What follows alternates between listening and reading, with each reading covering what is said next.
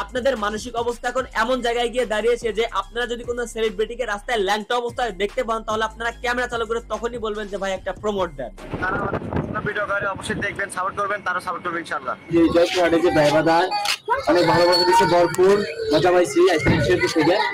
ধন্যবাদ ভাইদেরকে, ভাইদের টিকটকার যেগুলো আছে সাপোর্ট করবেন।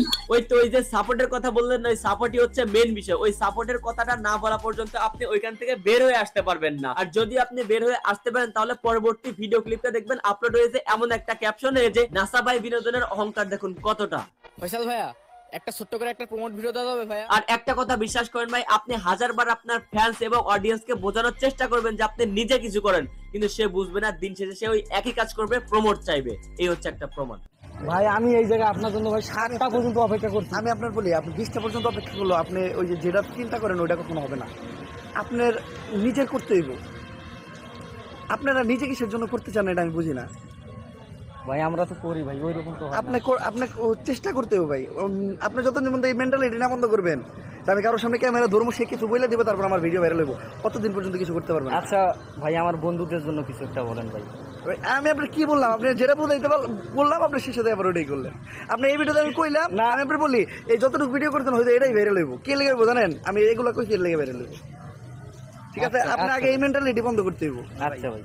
ওমর ভাইয়ের আমার এই একটা জিনিস খুবই ভালো লাগে, আর যাই হোক না কেন হাজার পেছালের পরেও ওমর ভাই কখনো কাউকে প্রমোট দেয় না। এভাবে যদি অন্য কন্টেন্ট ক্রিয়েটর গুলো বিষয়টা চেপে আসে তাহলে আমার মনে হয় সকল কন্টেন্ট ক্রিয়েটরের উপরে এই চাপ গুলো কমবে প্রমোট দেওয়ার বিষয়টা। তো টিকটকের কিন্তু কিং আমরা।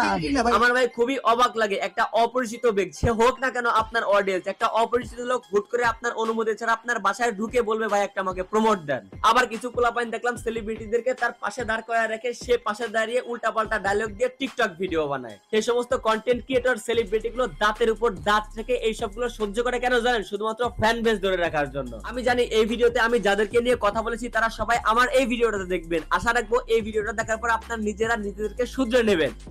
দর্শক, আপনাদের কাছে কেমন লেগেছে কমেন্ট করে জানান। আমার কাছে অনেকটা ভালো লাগছে ওমর ভাইয়ের কথাগুলো শুনে। তা উনি যে বলেছে ওনার কথাগুলো অনেক সঠিক হয়েছে যে আপনারা নিজের দক্ষতায় কাজগুলো করুন, তাহলে একদিন একদিন আপনি সফল হবেন। এর প্রমোট ভিডিও চাইতে যাবেন না। আপনি প্রমোট ভিডিও চাইতে গেলে আপনি কখনো ভাইরাল হতে পারবেন না, কিন্তু ভাইরাল সেই হবে যার কাছে আপনাকে প্রমোট ভিডিও চাইতে গেলেন সেই ভাইরাল। আপনি কি করছেন? আপনি অন্যের ভিডিও নিয়ে অনেক কিছু করতে আছেন। আসলে ওসব করা ঠিক না। আপনার দক্ষতায় আপনার যতটা যা আছে আপনি অতটা দিয়ে আপনি কাজগুলো করুন।